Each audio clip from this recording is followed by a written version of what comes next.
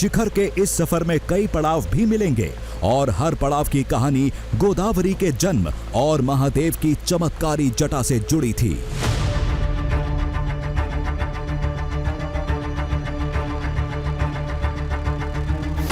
पुराणों के मुताबिक गोदावरी नदी की लहरें पहले स्वर्ग लोक में उठा करती थी। उन्हें धरती पर लाने के लिए गौतम ऋषि ने इस पर्वत पर कई साल तपस्या की। पत्नी अहिल्याबाई के साथ पर्वत को ही घर बना लिया था।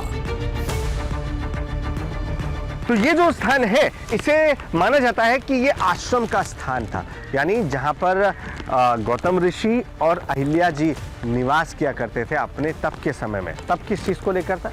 तप इस बात को लेकर था कि गौतम ऋषि के ऊपर गौ हत्या का एक पाप लगा हुआ था और इस गौ हत्या के पाप निवारण के लिए उन्होंने ब्रह्मगिरी में एक कठोर तप किया था, शिव का आवाहन किया और ये उन्होंने शिव से वरदान मांगा कि हे भगवान, आप यहाँ पर गंगा का एक उद्गम करिए जिसकी वजह से मैं जिसमें स्नान करूं और मेरे जो पाप हैं वो धुल जाए।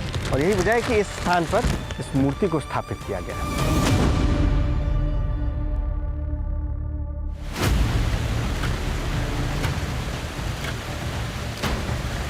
शिखर से बहते झरने दिखने शुरू हो गए थे। इन झरनों का स्रोत वही था, दावे के मुताबिक जहां महादेव की जटा के निशान थे। मान्यता है कि जटा के निशान से जलधाराएं हमेशा निकलती रहती हैं।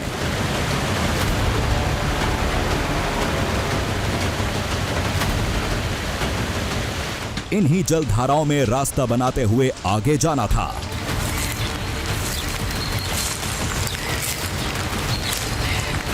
आगे बढ़ते ही फिर से सीढ़ियां मिल गईं, लेकिन बादल और बारिश के साथ लुका छिपी जारी थी।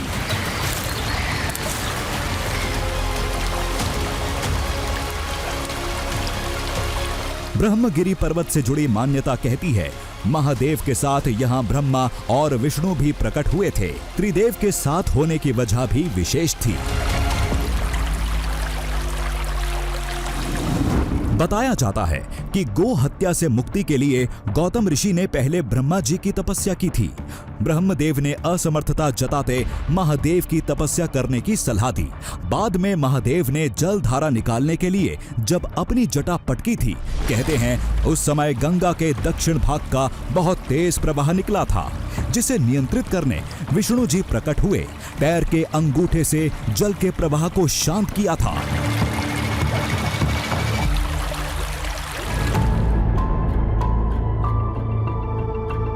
त्र्यंबकेश्वर मंदिर में ये नजारा आज भी दिखता है। भगवान विष्णु की प्रतिमा से धारा बहते हमने भी देखा था। इस दृश्य को उसी कथा का साक्ष्य बताया जाता है।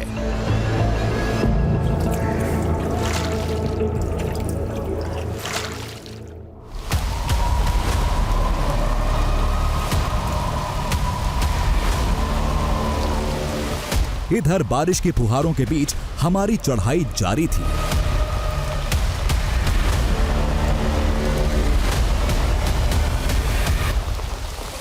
लगातार जो पानी बरस रहा है, आप देखिए कि सीढ़ियों पे ऐसा लगता है कि एक झरना बह रहा हो और यही वजह है कि इस पर चढ़ पाना बहुत थकाऊ भी है और बहुत मुश्किल भी। ब्रह्मगिरी पर्वत का पुराणों के साथ ऐतिहासिक दस्तावेजों में भी जिक्र है। अंग्रेजों से मोर्चा लेने के लिए शिखर पर शिवाजी महाराज का किला भी हुआ करता था।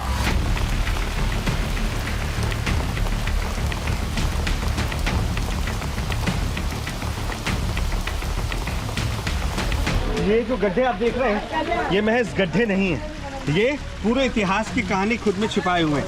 आप इधर देखिए, ये बिल्कुल उसी तरीके से बनाए गए हैं जिन पर पैर आप इस तरीके से रखकर ऊपर चढ़ सकते हैं।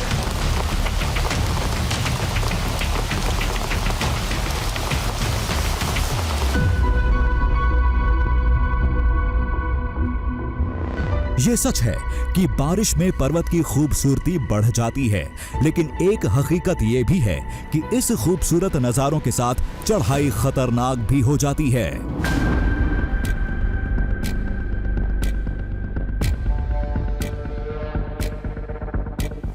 किले का प्रवेश द्वार दिखा, यानी शिखर अब ज्यादा दूर नहीं था।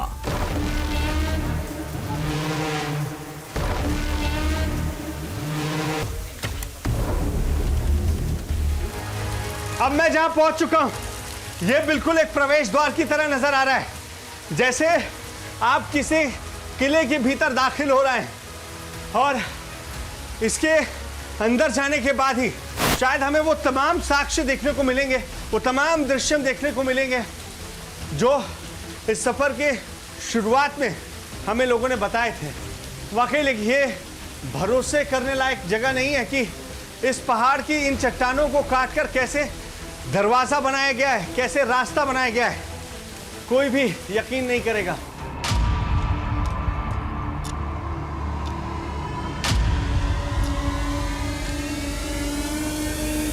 चोटी से पहले एक अहम पड़ाव आने वाला था और वो जगह ये थी।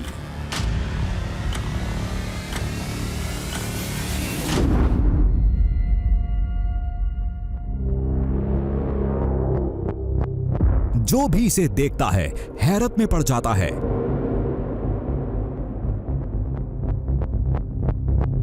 ये गुफा ब्रह्मगिरी पर्वत का ही हिस्सा है और इस गुफा के एक कोने में 108 प्राकृतिक शिवलिंग हैं। पूरे दावा है कि गौतम ऋषि और अहिल्याबाई ने इसी जगह पर तपस्या की थी। उनकी तप की तासीर से ये शिवलिंग प्रकट हुए थे। अगर आप बीच में देखेंगे तो मध्य में मूल शिवलिंग स्थापित है और उसके आजू बाजू दूसरे शिवलिंग नजर आते हैं। ये वही शिवलिंग है जिनकी तपस्या के बाद, पूजा करने के बाद जब गौतम ऋषि ने यहाँ हवन कुंड में हवन किया तब भगवान शिव साक्षात प्रकट हुए। और वो कहाँ? ऊपर, यानी ब्रह्मगिरी पर्वत पर। सारे शिवलिंग प्राकृतिक थे, लेकिन बीच के मुख्य शिवलिंग को छोड़ सभी के आकार और आकृति एक जैसी थी। कुछ लोग इसे कुदरत का करिश्मा बताते हैं, तो कुछ लोगों के मुताबिक ये भगवान शिव का चमत्कार और गौतम ऋषि के तप का असर था।